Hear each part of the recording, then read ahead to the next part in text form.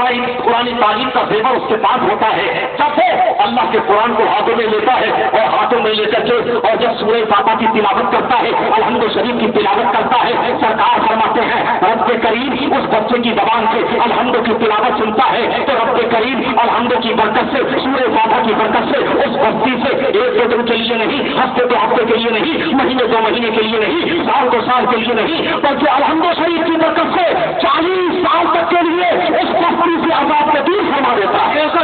نعرہ تکبیر، نعرہ رسالت، مسلک اعلیٰ حضرت خلیفہ حضور نافذ شریعہ اسلام معاشرہ کانفرنس، نعرہ تکبیر، نعرہ رسالت. کتنے سال کے لیے؟ ارے کتنے سال کے لیے؟ 40 سال. کس کی برکت سے؟ ارے کس کی برکت سے؟ الحمد سورہ فاتحہ کی برکت سے، الحمد شریف کی تلاوت کی برکت سے. اللہ اکبر، بڑا غور سے فرماؤ، یہ قرآن مقدس کی تعلیم ہے، یہ اس کی تلاوت ہے، یہ اس کی برکت ہے، یہ اس کی رحمت ہے. خدا کی قسم اللہ نے مکمل قرآن عظیم مسلمانوں تمہارے لیے برکت بنا کر کے، شفا بنا کر کے اور سکون اور رحمت بنا کر کے نازل فرمایا ہے. اس لیے اگر شفا چاہتے ہو، اگر برکتیں چاہتے ہو، آفتوں سے بچنا چاہتے ہو، مصیبتوں سے بچنا چاہتے ہو تو یہ آفتوں سے کوئی اور کتاب نہیں بچا سکتی، کوئی اور تعلیم نہیں بچا سکتی. اگر آفتوں اور مصیبتوں سے بچا سکتی ہے اور گھروں میں برکتوں کا ماحول پیدا کر سکتی ہے تو وہ قرآن کی تعلیم کس کی تعلیم ہے. اس لیے اپنے گھر میں قرآن کی تعلیم کا ماحول بناؤ، قرآن کی تلاوت کا ماحول بناؤ. ہماری اسلامی رشتے کی ماں رہنے سمے میرے نبی نے فرمایا ماں کی گود سب سے پہلا مدرسہ. ارے ماں کی گود سب سے پہلا مدرسہ ماں کی گود. مدرسے میں کیا ہوتا ہے؟ ارے مدرسے میں کیا ہوتا ہے؟ یہ مدرسہ ہے، یہ مدرسہ ہے. نام اس کا جی عزیزیہ بحر العلوم. سبحان اللہ. عزیزیہ بحر ہاں علوم کا سمندر، عزیزیہ علوم کا سمندر. اور یہ مدرسے علوم کا سمندر ہے. خدا کی قسم یہیں سے رشت و ہدایت کے منارے پھوٹتے ہیں. مدرسوں سے وہ لوگ خوش قسمت ہیں جو مدرسے سے جڑے ہوئے ہیں، جو لوگ مدرسے کی ذمہ داری نبھا رہے ہیں، چاہے وہ صبر ہو، منیجر ہو، دیگر ارکان و ممبران ہوں، جو گاؤں کے خوش عقیدہ مسلمان ہوں، جو اس میں تعاون دیتے ہیں، اس کو ڈیل کرتے ہیں، اس کو چلاتے ہیں، وہ خوش قسمت ہیں. یہ ان کے لیے دنیا کا بھی فرمایا ہے، قبر کا بھی فرمایا ہے اور حشر کا بھی فرمایا ہے. بلکہ سرکار نے فرمایا دینی کاموں میں حصہ لینا یہ صدقہ جاریہ. سبحان اللہ. کیا ہے صدقہ جاریہ؟ اس لیے جو لوگ اسے ڈیل کر رہے ہیں، یہ مدرسہ ہے، اس میں بہت سارے علماء پڑھا رہے ہیں، حفاظ پڑھا رہے ہیں. اسی میں دارالعلوم اہل سنت تنویر الاسلام مرکزی درسگاہ امردوبہ کے کئی سارے دین حضرت علامہ حافظ القاری آزاد انجم بھی پڑھا رہے ہیں، حضرت علامہ مولانا محمد احمد آزادی پڑھا رہے ہیں، حضرت علامہ مولانا محمد یوسف بھی پڑھا رہے ہیں اور دیگر اساتذہ بھی ہیں. ان کے اسماء میں نہیں جانتا. صدر مدرس کون ہے یہاں کے؟ ان کے اس میں گرامی آزاد انجم ہے. یہ سب الحمدللہ یہ لائق و فائق اساتذہ ہیں، دارالعلوم میں پڑھا رہے ہیں. یہ مدرسہ ہے، مدرسہ درس دینے کی جگہ ہے، مدرسے میں پڑھایا جاتا ہے، مدرسہ پڑھانے کی جگہ ہے. اور ذرا فرمان رسول پر توجہ دو. میرے نبی نے فرمایا ماں کی گود سب سے پہلا مدرسہ، ماں کی گود سب سے پہلا مدرسہ. اور مدرسے میں ہوتا کیا ہے؟ ارے مدرسے میں ہل چلایا جاتا ہے، گھاس گھاس کی کھدائی ہوتی ہے، کٹیا کاٹی جاتی ہے، دھان اور گیہوں کی فصل کاٹی جاتی ہے، گنے کی کھینچائی ہوتی ہے، گنا کاٹا جاتا ہے. نہیں، مدرسے میں پڑھایا جاتا ہے. مدرسے میں مدرسہ پڑھانے کی جگہ ہمارے نبی نے فرمایا ماں کی گود پہلا مدرسہ ہے. پتہ یہ چلا جب ماں کی گود پہلا مدرسہ ہے تو ماں کی گود میں جو بچہ پل رہا ہے، جو تربیت پا رہا ہے، ماں کے لیے ضروری ہے کہ اس بچے کی تربیت بھی کرے اور اس کو تعلیم بھی دے.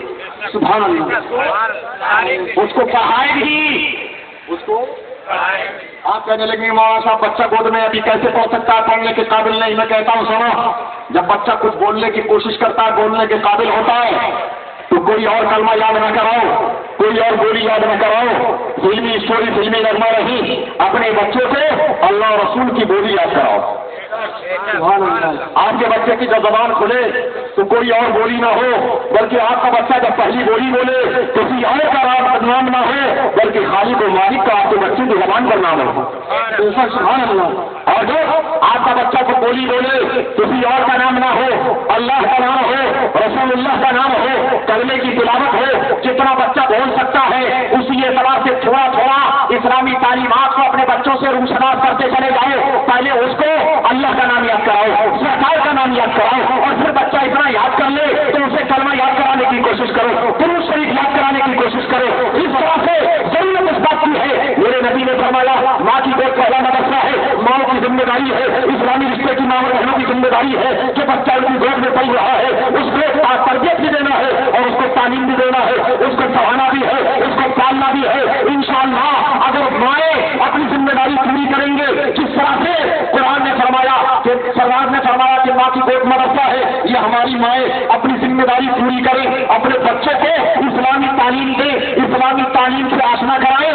انشاءاللہ اگر اس طرح سے بچوں کی تعلیم ہوگی، بچوں کی تربیت ہوگی، انشاءاللہ کوئی بچہ بگڑے گا نہیں، بلکہ انشاءاللہ بچہ ہو یا بچی ہو، ہر بچہ نیک اور صالح ہوگا، ہر بچہ نمازی ہوگا، ہر بچہ شریعت کا پابند ہوگا۔ اس کا ضرورت اس بات کی ہے پہلے ماں سدھر جائے، باپ سدھر جائے، انشاءاللہ والدین سدھر جائیں گے، والدین نمازی ہو جائیں گے کہ بچہ جو پل رہا ہے دیکھے گا میرا باپ نماز پڑھتا ہے، ماں نماز پڑھتی ہے۔ والدین جب رمضان کا مہینہ آتا ہے روزہ رکھتے ہیں تو جب یہ بچہ اپنے ماں باپ کے حالات کو دیکھے گا، میرے والدین کیا کر رہے ہیں، کس طرح کی زندگی گزار رہے ہیں، انشاءاللہ یہ بچہ بھی اسی طرح کی زندگی گزارے گا۔ سبحان اللہ، سبحان اللہ، اسی طرح کی زندگی گزارے گا۔ اور یہ بات میں اپنی طرف سے نہیں کہہ رہا، بلکہ اللہ کے رسول نے ارشاد فرمایا مام اور یہ بچے کھا نہیں اور یہ مسترا نہیں، میرے نبی نے فرمایا ہر بچہ فطرت اسلام پر پیدا ہوتا ہے، فطرت اسلام پر پیدا ہوتا ہے، بچہ پیدائشی اسلام پر پیدا ہوتا ہے، مسلمان ہوتا ہے، مگر بچہ پل رہا ہے، آگے بڑھ رہا ہے، اس کے اندر شعور کی منزل پیدا ہوئی، اس نے دیکھا اپنے گرد گربا کو دیکھا، اپنے والدین کے حالات کو دیکھا، والدین کی زندگی کو دیکھا، والدین کے معاشرے کو دیکھا، والدین کس طرح زندگی گزار رہے ہیں۔ اگر والدین یہودی ہوتے ہیں تو بچہ یہودی بن جاتا ہے، والدین یہود نصرانی ہوتے ہیں بچہ نصرانی بن جاتا ہے، والدین عیسائی ہوتے ہیں تو بچہ عیسائی بن جاتا ہے، والدین مومن ہوتے ہیں بچہ مومن بن جاتا ہے، والدین نماز کے پابند ہوتے ہیں بچہ نماز کا پابند ہو جاتا ہے، والدین قرآن کی تلاوت کرتے ہیں تو بچہ قرآن کی تلاوت کرتا ہے۔ لفظ کے جیسے جیسے والدین ہوتے ہیں ویسا ویسا بچہ بن جاتا ہے، اپنے آپ کو اس ماحول میں ڈھال لیتا ہے۔ یہ میں نہیں بول رہا ہوں، یہ میری بولی نہیں ہے، یہ سرکار کا فرمان ہے، نبی کا اعلان ہے، اور ہمارا ایمان و عقیدہ ہے۔ دنیا کی باتیں غلط ہو سکتی ہے، رسائی کی باتیں غلط ہو سکتی ہے، جہاز کی باتیں غلط ہو سکتی ہے، لیکن نبی کا فرمان اور قرآن کا اعلان غلط نہیں ہو سکتا۔ فرمان محمد قال خدا، فرمان نہ بدلا جائے گا، بدلے کا زمانہ نہ مگر قرآن نہ بدلا جائے گا۔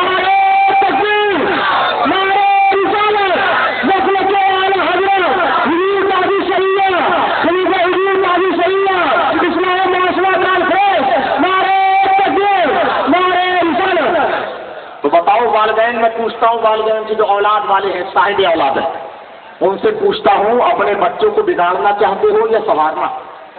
ارے بولو، آوارہ کرنا چاہتے ہو یا شریعت کے دائرے میں رکھ کر اس کو زندگی گزارنا چاہتے ہو؟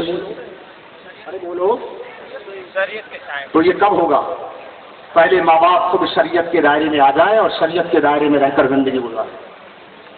ہمارے اور یہ میں اپنی طرف سے نہیں بول رہا، میری کوئی بھی بات اپنی نہیں، جو بھی ہے یہ قرآن اور حدیث سے ماخوذ اور مستنبط ہے، اسی کی روشنی میں میں آپ سے گفتگو کر رہا ہوں۔ اس لیے سدھرو، پہلے کے ماضی کے مسلمانوں کو دیکھو، جب اللہ ان کو بچے سے نوازتا تھا، اولاد سے سرفراز فرماتا تھا، تو ماضی کا مسلمان سب سے پہلے کوئی اور تعلیم نہیں دیتا تھا، بلکہ وہ اس وقت کے سب سے بڑے جید عالم کو دیکھتا تھا، اس دور میں بزرگ کون ہے، متقی پرہیزگار کون ہے، اس کو دیکھتا تھا، تلاش کرتا تھا، اور پھر جب بچے پڑھنے کے قابل ہو جاتے تھے، ماضی کے مسلمانوں کے بچے 4 سال 4 مہینے 4 دن کے ہو جاتے تھے، تو ماضی کے مسلمان کوئی اور تعلیم کا اہتمام نہیں کرتے تھے، بلکہ اپنے گھر پر اپنے عزیز و اقارب کو جمع کرتے اور سید عالم کو بلا کر کے اپنے بچے کی